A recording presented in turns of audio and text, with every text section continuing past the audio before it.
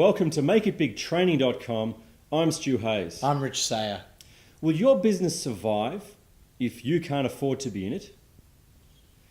If you're like most people, the answer is no. Well, today we're talking about some of the great things you can do to try to avoid this problem. In my experience, when you are transitioning from an employment situation into starting a business, and I've done this on a couple of occasions, there is a dip in your income. You know, you are going from a fixed income or a known income, which is a wage, to an unknown, which is earnings from the business. And generally during that period, of course, you've got to still keep covering your living expenses. You know, you've got your outgoings of your personal life, whether that is rent, mortgage, food, car, insurance, and so on. Stu, your thoughts? The most important thing to realize when you're going through that transition is that the responsibility to look after yourself and your life still sits with you. And you shouldn't be looking for the business to take over that responsibility until it is absolutely ready and able to do that. Absolutely. In my own personal life, I had a transition from working in marketing to pursuing my dream of being a musician. And during this time, it was pretty tough, Stu, and making a living as a musician is tough as millions of musicians can attribute. So what I found very useful to me was to have multiple income streams.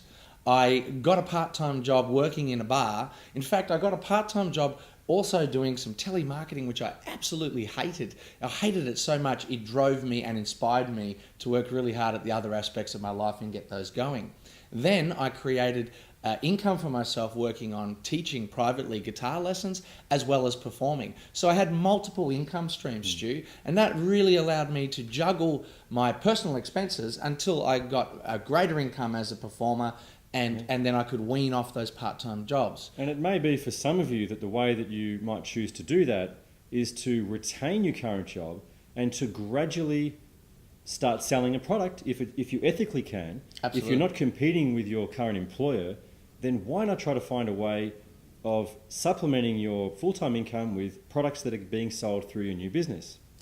Yeah, absolutely. In fact, most successful businesses are born out of opportunity seen whilst you're in an existing business. So, you might be in the real estate market or industry, and you find a new way of doing something within that market or new opportunities within that market.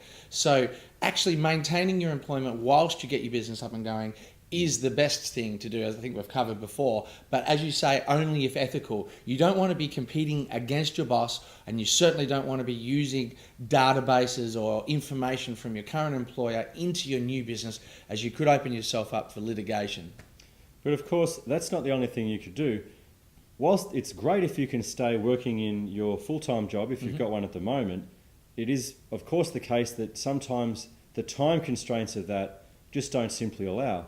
So why not look for a more flexible alternative? It could be a casual arrangement or a contract or something like that. Yeah.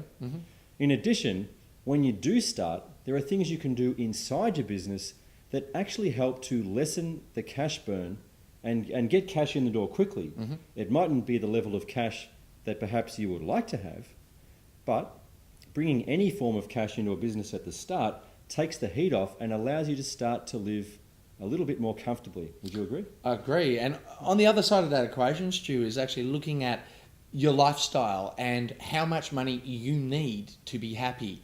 So I found when I was transitioning from a wage into my own personal business that I actually had to shrink my outgoings and be a little bit happy with a bit less. And actually, I found it pretty easy. I was so busy trying to grow my business and working hard to grow my business, I had no time to spend money. And I was happy with what I had. I was grateful for what I had, and I was grateful for the opportunity to be striving towards my business success. Have you had similar experience? Absolutely, and I think actually I've had experiences on both sides of the coin, because some of you may recall from a previous video, I was sharing how when I first went out into a substantial startup by myself, what I did was made the mistake of chewing into my capital reserves to live off, because the business itself didn't need much money, but I did. Now, the far smarter way, and the way that I eventually learned, I won't say it was straight away, was to actually make sure that I did things like that I kept multiple income streams going, but also cut my living expenses as much as I could to live off the bare minimum. A, it lessens the cash flow, but B, it keeps you really hungry, not just because you're not eating enough, but actually because you really want to get out of that and have a successful business start to bring cash back into your life. Absolutely.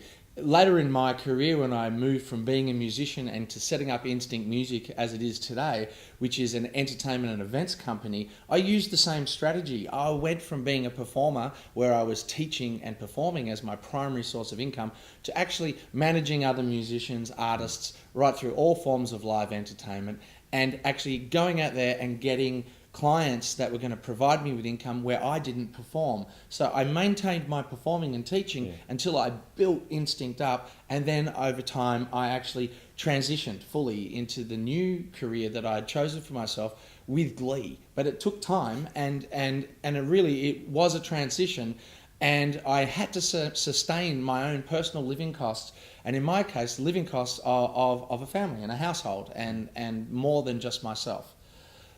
I think it's been really useful to talk about this, Stu. Thank you for sharing your stories. We would love to hear your stories about how you are planning to start your business and how you're maintaining your cash flow and your lifestyle, and any systems, tricks, tools or techniques that you could share with our viewers. We would love to share on your behalf. So send them in.